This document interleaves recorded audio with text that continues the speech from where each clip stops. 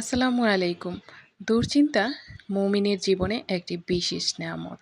Islamic দৃষ্টিকোণ থেকে দুশ্চিন্তাকে নিয়ামত হিসেবে দেখার কারণ জানলে আপনি অবাক হয়ে যাবেন। আমাদের জীবনে চলার পথে সুখ, দুঃখ, হাসি, কান্না, বাধা বিপত্তি কত কিছুই না আসে। আর এর মাঝেই আমাদের দুশ্চিন্তা আল্লাহর মাঝে সেতুবন্ধন তৈরি করে। আমরা জানি কিভাবে দুশ্চিন্তা আমাদেরকে আল্লাহর এবাদতে মশগুল করে এবং আল্লাহর নিকটে পৌঁছে দিতে পারে। কারণ যখন আমরা বিপদে পড়ি তখনই কিন্তু আল্লাহর কথা বেশি স্মরণ করি। আর মহান আল্লাহ রব্বুল আলামিন বান্দাদের ভালোবাসেন বলেই বেশি বিপদ মুসিবত দিয়ে থাকে, যাতে আল্লাহকে স্মরণ করে আল্লাহর নৈকট্য লাভের আশায় বেশি বেশি এবাদতে মশগুল থাকতে পারি। পবিত্র কোরআনে আল্লাহ পাক বলেছেন, নিশ্চয়ই আল্লাহ পাক ধৈর্যশীলদের সাথে আছেন।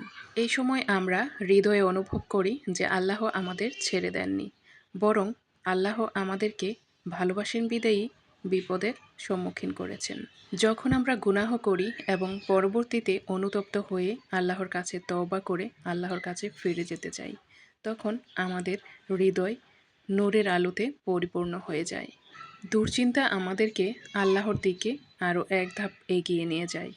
দুশ্চিন্তা আমাদের ধৈর্য ধরতে শেখায়।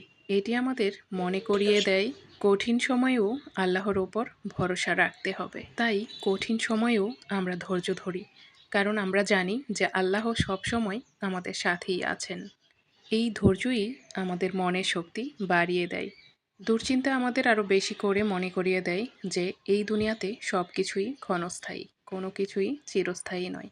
সুতরাং সুখ দুঃখ সবার জীবনেই আসবে যাবে, তবে সুখের পরিমাণটা খুবই কম সময়েই থাকে। আমরা যদি দুঃসময়ে অধৈর্য না হয়ে অনন্তকালের সুখের চিন্তায় আল্লাহর ইবাদতে মশগুল থাকি, তাহলে আমাদের দুনিয়া এবং আখেরাত দুটোই সুন্দর হয়ে যাবে।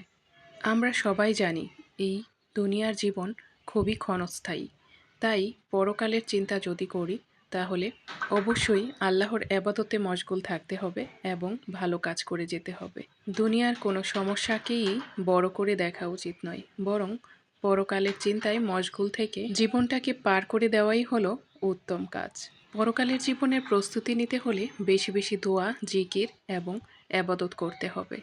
এর ফলে আল্লাহর সাথে সম্পর্ক গভীর হবে।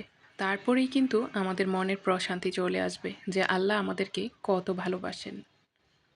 বিপদের সময় আমরা আল্লাহর উপর বেশি নির্ভরশীল হয়ে পড়ি এবং আল্লাহর কথা বেশি বেশি স্মরণ করি। এই কারণেই বলা হয়েছে যে দুশ্চিন্তা হলো মুমিনের ওপর নেয়ামত।